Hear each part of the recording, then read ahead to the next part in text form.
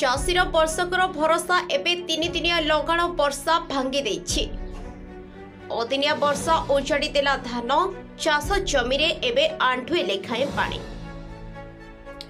कटा जाइथिबा धान एबे पानी रे भासुछि। चाषीर वर्षकर भरोसा एबे तीन दिनिया लगाण वर्षा भांगी देछि। गंजाम, खोर्धा, पुरी, कटक, जगतसिंहपुर, बालेश्वर सबुठी समान अवस्था। एभली स्थिति रे गंजामर विभिन्न अंचल बुली चाष जमी रे पहुंची स्थिति अनुध्यान करने सहित चाषी सहित आलोचना करिसेंती राज्य सड़क और परिवहन मंत्री विभूति भूषण जेना। जो समय रे चाषी तार अमल धान को काटी मंडी रे नहीं बिक्री करिथांता सही समय रे धान बिल रे वर्षा पानी रे बुड़ी रही अमल होइथिबा एकर एकर धान। गंजाम जिल्लार 22टी ब्लॉक रो चाषी एबे चिंतारे। गंजाम 23 तारिख धान मंडी रे बिक्री हेबा नै धार्य करा जायथिबा बेले एबे धान अमल किपरि हेबो से नै चिंतारे चाषी। सेपटे वर्षा पानी रे बुड़ी रहिबा जगु धानर एफएक्यू मानरे कमी पारे। सरकार धान क्विंटाल पिछा 3100 टंका घोषणा करिथिबा बेले एफएक्यू मान कमिले सही मूल्य रे धान बिक्री हेबो नाही कि से नै मध्य चाषी चिंतारे।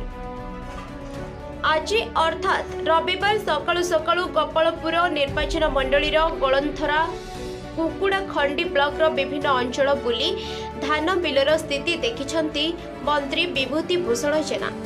एहा सहित क्षतिग्रस्त चाषी मानक सह आलोचना मध्य करिछंती। मंत्रीक सह गनिसी तहसीलदार कविराज प्रधान, कृषि अधिकारी शुभश्री जेना प्रमुख उपस्थित रही चाष जमी अनुध्यान करिछंती। एही अंचल रे चाषी मानकर होइथिबा क्षयक्षति आकलन करी राज्य सरकार को रिपोर्ट दिया बोली मंत्री कहते। चाषी मानक उपयुक्त मूल्य मिलिबो बोली मंत्री कहते। उपयुक्त मूल्य रे धान किनिबाकू दाबी करिसेंती चाषी कूल। अन्यपटे जड़े क्षतिग्रस्त चाषी कहिथांती लघुचाप वर्षा रे कटा जाइथिबा धान बिल रे पानी पसि जाइछि। कटा होइथिबा धान गुड़िक पानी रे पड़ी रही। सरकार को एतिकी अनुरोध करुछु चाषी ऋण छाड़ करा जाऊ। एफएक्यू मानर धान जेउ दाम रे कहउथिले सेही दाम रे एही धान सरकार नियंतु जहा चाषी उपकृत हेबे। ब्रह्मपुर सुभद्रा शुक्लांक रिपोर्ट, हरिजन लाइव।